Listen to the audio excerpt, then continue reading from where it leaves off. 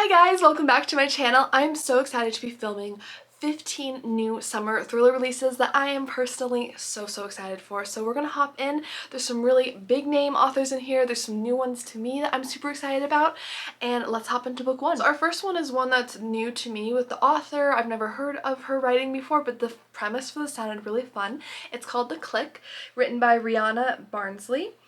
This is coming out on August 15th, 2024, and the book says you'd kill to be one of them. So this one involves some kind of like career-oriented, women-only secret society, which is exactly what caught my attention. So basically our main character in this is Cassandra, and she is in this secret society. She works in this like law firm, and Cassandra sees her friend Sarah fall to her death. And not just fall, but she jumps from the roof. So this is perplexing because Sarah was at the top of the ladder career-wise. She had it all. She had the prestige, she had the money, she had all of it, and Cassandra's just shocked, and she wants to know if it has anything to do with the secret society called Inside that they're a part of. And the secret society's claim to fame is that they'll help women fast-track their career, but are they the reason that Sarah jumped? So it's kind of the premise for this. Sounds very psychological, sounds very fun. This next one is by one of my favorite thriller authors, and actually the first thriller author from like a contemporary thriller author that I remember reading from, and that's Lucy Foley. This one's called The Midnight Feast, the twisty new thriller from the author of The Guest List, and this is coming out on June 18th, 2024. And this involves the founder, the husband, the mystery guest, and the kitchen help. Everyone has an agenda, everyone has a past, but not everyone will survive. So this book takes place over 36 hours, and you kind of know from the start that there's been a body in a fire found on this like luxury manor, and the manor is this gorgeous, exquisite estate, and there's, you know, like a infinity pool, and the guests are all in linen and, you know, having a big party, and they're having, you know, drinks and beverages with a dash of CBD oil. Is that a thing? I don't personally drink, but do people put CBD oil in like their cocktails? I have no idea, but I found that to be a really like interesting detail. But they're having fun, but the locals are not excited about this. So the manor is like on the edge of like a forest, and the locals are really feeling like it's infringing upon the private beach. There's a lot of like political skirmishes, people are pushing back against the manor, they're not happy about it being there. But there's also this pagan folklore in the area about the Nightbirds, which is this mythical kind of group of people or creatures or something that will avenge crimes that like the justice system fails to rectify. But everything the manor has done has been above board, right? Depends who you ask. So that's kind of the premise from this. It's multiple points of view. I love Lucy Foley. I've really only had The Hunting Party wasn't my favorite from her. It was okay, but everything else I've read from her so far I've loved, so I'm really looking forward to this. This author for this next one though is becoming a fast favorite of mine, and I can't wait for this, and that is Jessa Q. Sutanto, and her book is You Will Never Be Me. It's coming out on August 20th, 2024. And this involves cracks forming in an influencer's curated life. So I personally love influencers and thrillers. I think it can be really haunting, like the social media impact. Like, I mean, even in real life, social media can be kind of scary with the things that we can find out about people, but in a thriller, it's like a trope I love. So this one involves Meredith, and we are following her as she helps this mom influencer, Aspen, really grow her career.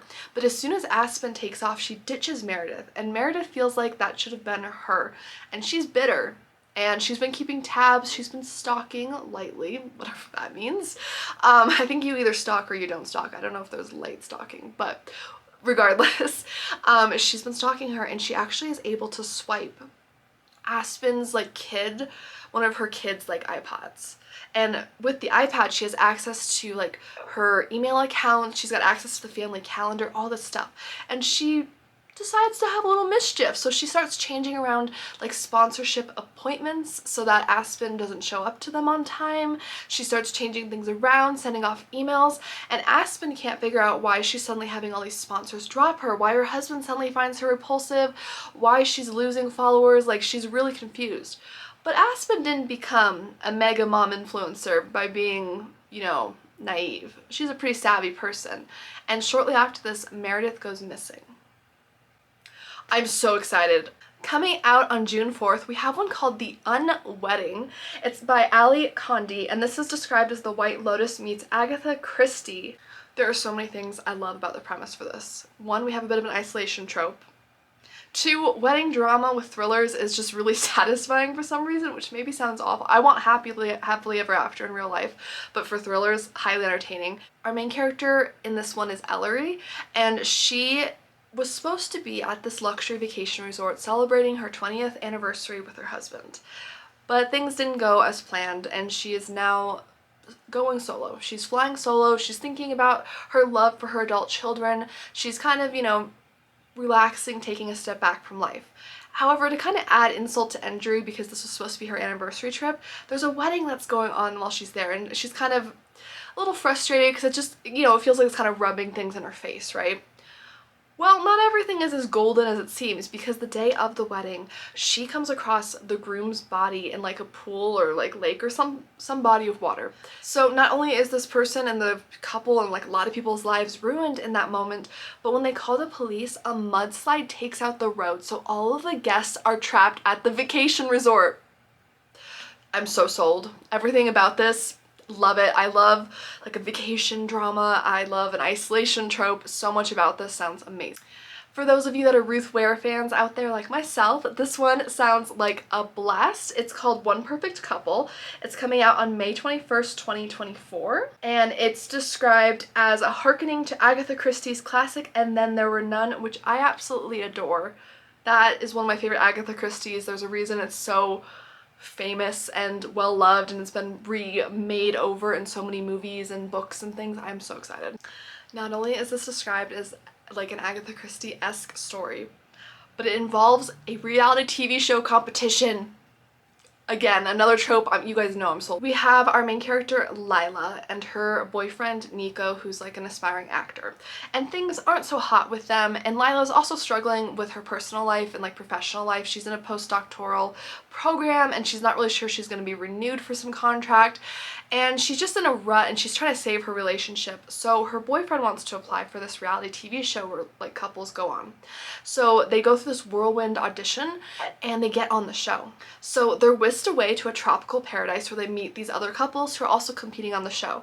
Well, the first challenge goes pretty badly and it results in all these couples being very angry, very nervous, very on edge. It's not like a fun atmosphere. Not great. But then on top of that, again, isolation trope here. Obviously, I love it. An overnight storm takes over this island, and they're cut off from the mainland and their lives are very much in danger. So these couples have to bond together to survive, but it becomes increasingly clear that there might be some ulterior motives to this game and that it's not just a reality TV show. I'm so excited. I didn't love Ruth Ware's last book as much. 0 Days wasn't my all-time favorite. Just I'm not much in the kind of tropes that one had. So I'm so excited for this though, because it sounds like everything I want and more. If you're looking for something kind of outdoorsy, this one is called Only One Survives by Hannah Mary McKinnon, and this one is coming out on July 16th, 2024.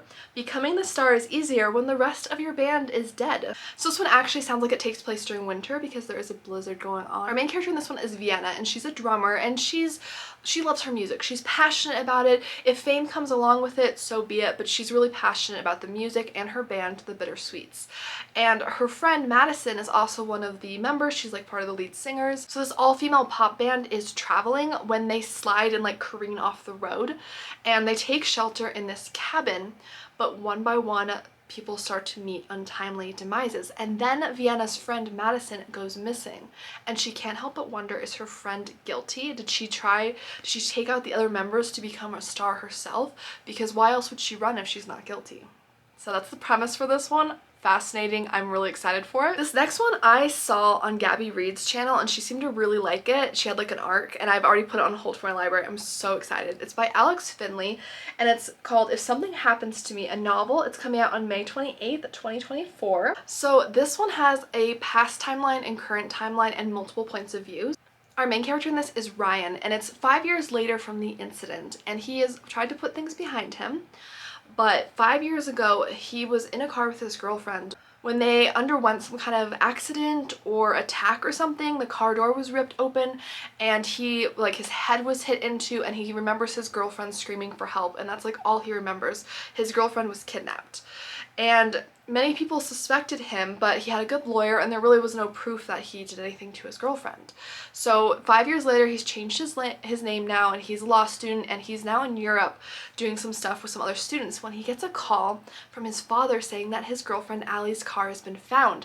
It was submerged in some kind of body of water, and there were 2 dead men in the car, which is interesting, and a really strange note in Allie's handwriting that said, "If something happens to me." So you have this really weird note, you have these 2 men, who are they? And so Ryan starts to kind of investigate and dig into it, and he's getting help from a young sheriff who's like fresh eyes on the case, and maybe he's finally going to get answers about what happened to Allie. This next one is the second book in the Miss Parrish series, so this is called The Next Mrs. Parrish by Liz Constantine. So I don't want to go too much into details with this because I haven't personally read the first one in the series, and if you haven't, I don't want to spoil it either. But basically our main character in this is Amber, and she is the next Mrs. Parrish. And it sounds like in the first book, her husband-to-be Jackson had some kind of tax scandal, and this book takes place where he's getting out of jail and things are progressing from there. So I wanted to include this because I know the first Mrs. Parrish novel is really popular, and I just love the cover for this. Like, how summery is it? It's so beautiful. This next one is extremely eerie. It's called Honeycomb, 7 Days, 6 Strangers, 1 Experimental Drug. It's coming out on July 9th, and it's by S.B. Caves. And it's described as Big Brother meets Black Mirror in this high-concept thriller. And this one has a horror, like this almost sounds like a touch horror to me. I don't know. Let me know if you've read it, but like if you got an arc or something. But our main character, this is Amber, and she's like a pop star, but she's down on her luck. She hasn't been famous in a long time. She's broke, she's dejected, and she's pretty much willing to do anything to get back in the spotlight. Well, her agent calls her and tells her about this experimental game, basically, where she and 5 strangers could be in a cabin, and 5 strangers are given a placebo drug. One of them is given an experimental drug, but they don't know who's getting it. And there's supposed to be no side effects, but they also don't know what the drug is supposed to do, and they're under watch and like surveillance basically. So she agrees to it because she's like, you know, I'm desperate enough, why not? But things become increasingly tense and risky as she stays in the cabin.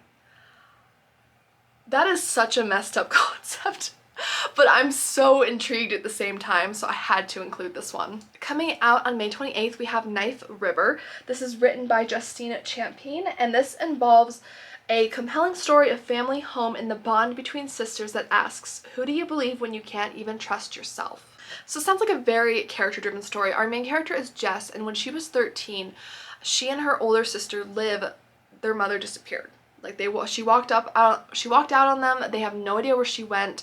They were left struggling, trying to survive. And Jess, when she was old enough, fled the town. She's been jumping from like girlfriend to girlfriend. She's been just trying to find anything to really fill that hole and like that void in her. Well, she gets a call saying that her mother's remains were found, which is the only thing that can get her back to town. She comes back to town and she finds that her older sister Liv is stuck in the past. She's living in their childhood home. She's obsessed with missing persons cases, and it doesn't sound like she's doing so well. And unfortunately, her mother's bones, they were exposed to the elements for so long that they're really struggling to get answers from it, and it's really just leaving them with more questions than answers.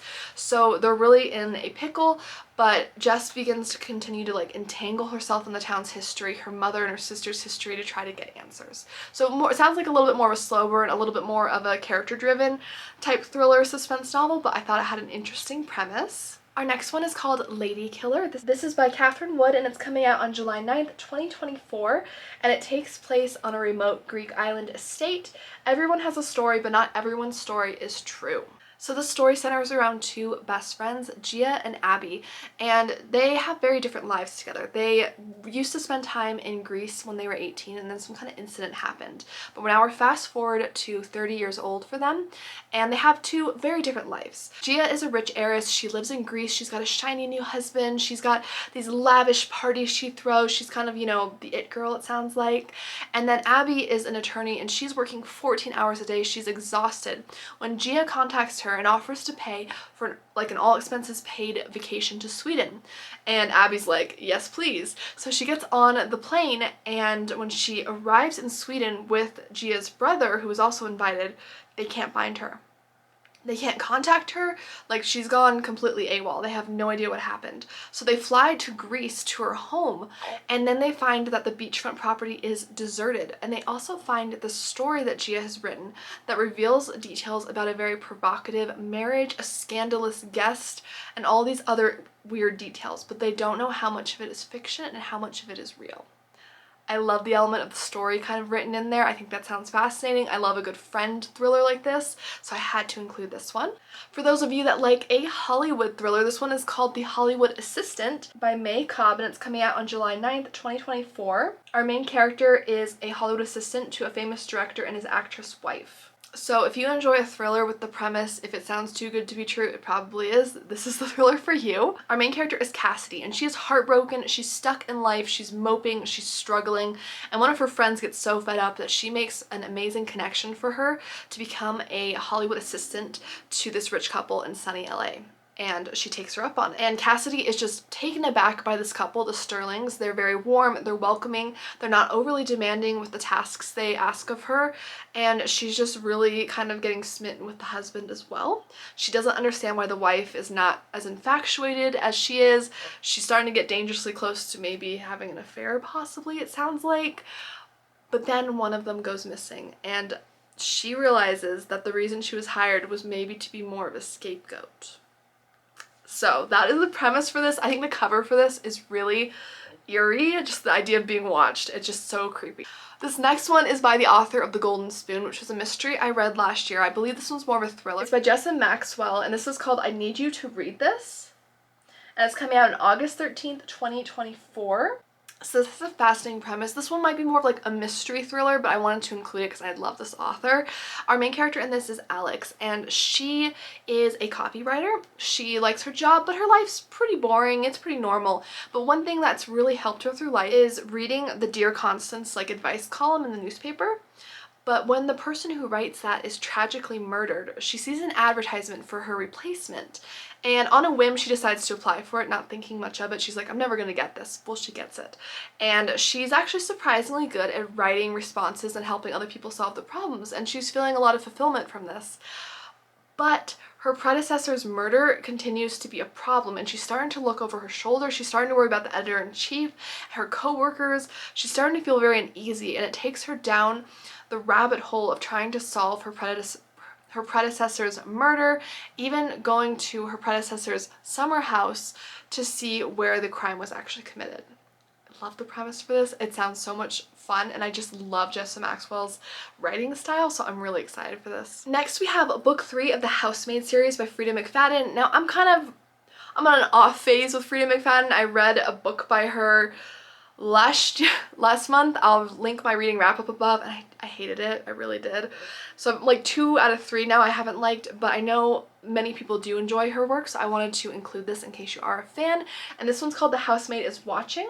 It's book 3 in the Housemaid series, and it's coming out on June 11th, 2024.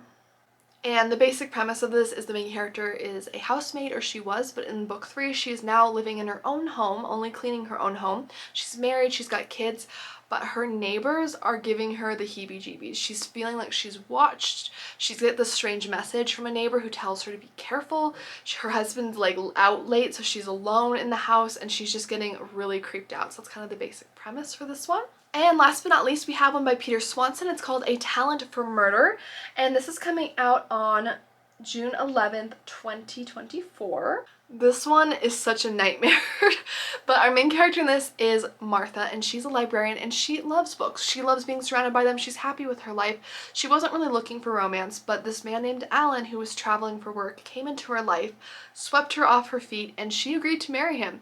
And a year into their marriage, and they're very happy.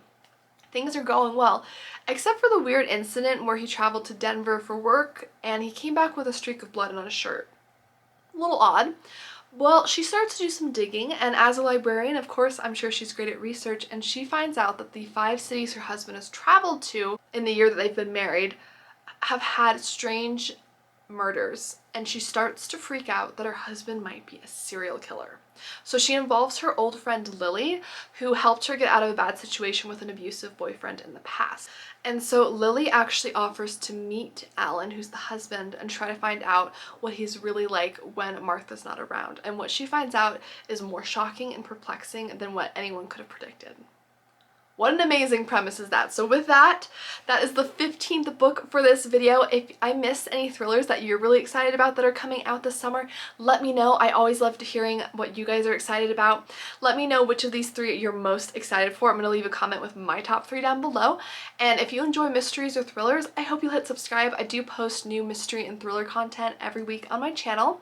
My name is Amy Marie, and I'll see you guys in my next video. Bye!